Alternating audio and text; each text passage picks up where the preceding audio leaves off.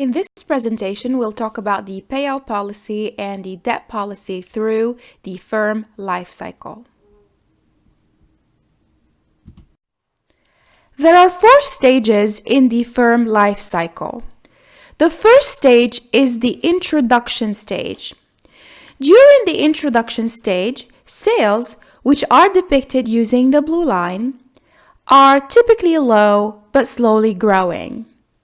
Profits, depicted using the orange line, are low and may be negative, which means that the business is incurring losses. During this stage, there are fewer competitors. Firms that produce electric cars are in the introduction stage. For example, Tesla is a company that is currently in the introduction stage.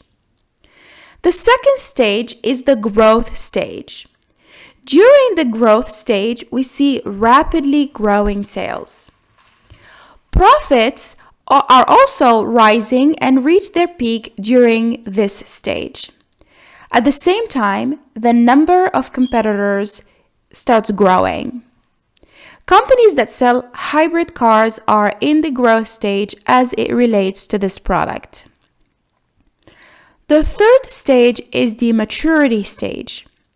Sales continue to rise, they reach their peak and start to plateau.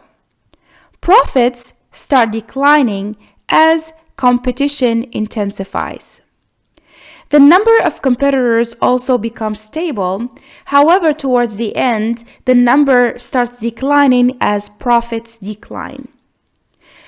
Companies that manufacture smartphones are currently seeing their sales reaching a peak and becoming stable.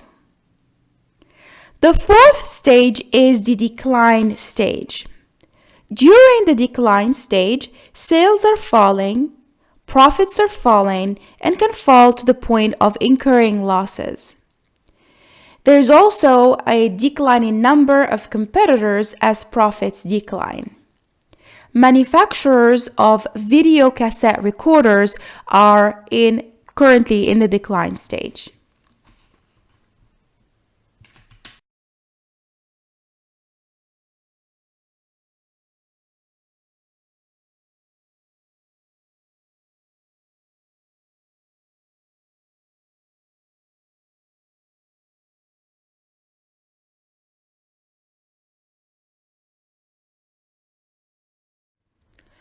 Debt policy as the firm moves through the life cycle. During the introduction stage, the company is still small. This is equivalent to being a baby in human terms.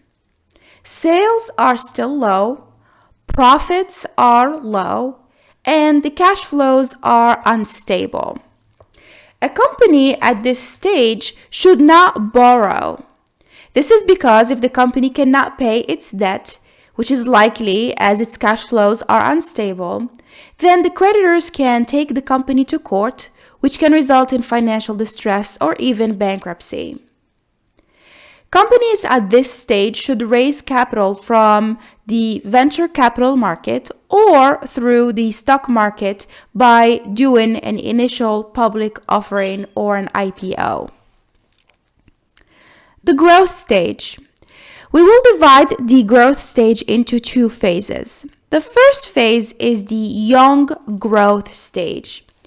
This is equivalent to the company being a teenager in human terms. During this stage, sales are growing and profits are rising. If there are any profits, they should be reinvested back into the company in the form of retained earnings to finance the growth that is happening. The company should not borrow as its cash flows are still unstable. Instead, the company should raise capital from venture capitalists or can go to the stock market to raise capital. The second phase in the growth stage is the high growth stage. This is equivalent to the company becoming a young adult in human terms. During this phase, sales continue to increase and profits reach a peak. Cash flows become more stable, and the company can borrow as its capacity to pay on time is possible. During the maturity stage, sales reach a peak and the company's cash flows are stable. The company, therefore, should borrow more, and we'll talk in detail about why a company should borrow more during this stage. During the decline stage, sales and profits continue declining. The business needs to be liquidated, and therefore, during this stage, the company should start paying off its debt. Next, we'll explore why companies should borrow more during the maturity stage. There are 3 reasons why companies should borrow more during this stage. The first reason is that equity holders are less likely to provide capital, as the company has less room to the upside and there is less growth potential. The second reason is that interest is tax deductible. This means that companies that have debt tend to pay less in taxes. The third reason is that debt can make managers more disciplined. Research has shown that mature companies tend to generate cash and that their managers tend to be complacent. Managers in these companies tend to spend the cash generated on personal benefits, perks, or on empire building. This way they can increase their compensation. Shareholders in these companies require managers to borrow more if they need external financing. Debt results in managers working harder to generate cash to pay interest payments and the principal on time.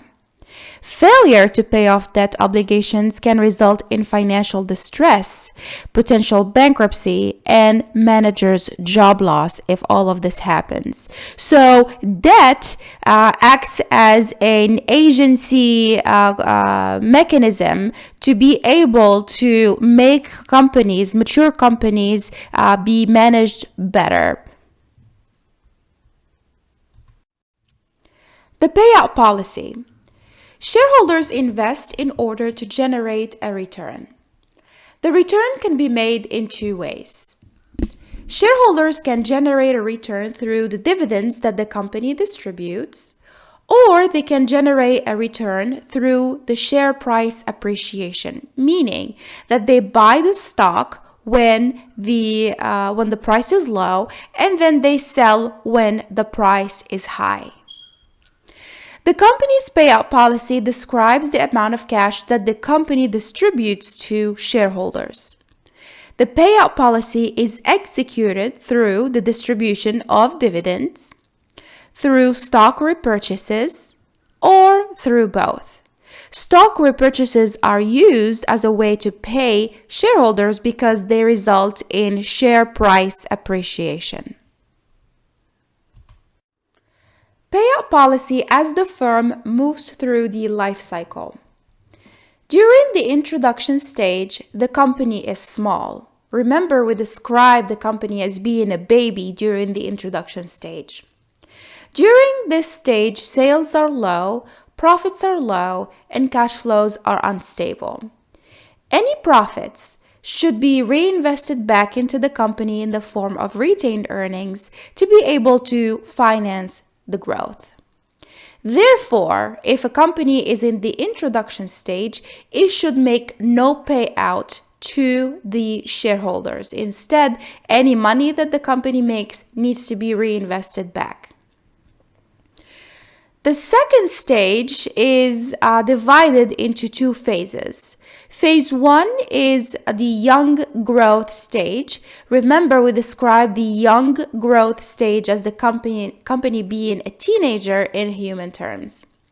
During this phase, the sales are growing and profits are rising. Any profits should be reinvested back in the company in the form of retained earnings to finance the growth that is happening. Therefore, the company should make no payout to the shareholders. Instead, any profits made need to be reinvested back into the company. second phase in the growth stage is the high growth stage. And we describe this stage as the company becoming kind of a young adult in human terms. In the high growth stage, sales continue to increase and profits reach a peak. Cash flows become more stable, and the payout policy will really depend on the firm. The company may choose to not have any payout, or it can start paying out its shareholders. This will depend on the cash levels of the company. If the cash levels are high, then a special dividend can be issued. This is a dividend that may not be repeated again, but may be given once in a while. So a special dividend can be issued, and a company can also kind of start a repurchase program. The repurchase program is a little bit more flexible, and so and it tends to happen over a few years, and so this is why it is recommended during this phase. So if the cash levels of the company are low, then the company may not make any payouts. If the cash levels are high, then a special dividend can be issued or a repurchase program can be announced. During the maturity stage, the sales reach a peak and the company cash flows are stable. And as we talked about before, managers tend to spend the cash generated on personal benefits, perks, or empire building. Companies in this stage should commit to regular cash dividend payments, meaning every quarter the company has to distribute cash back to shareholders in the form of dividends. They can also commit to a share repurchase program, so they can do really both. Companies in this kind of stage with high levels of cash should give the money back to shareholders in the form of dividends and in the form of share repurchase programs. During the decline stage, sales and profits continue declining. The business needs to be liquidated, and the company should continue repurchasing back shares and distributing dividends to shareholders.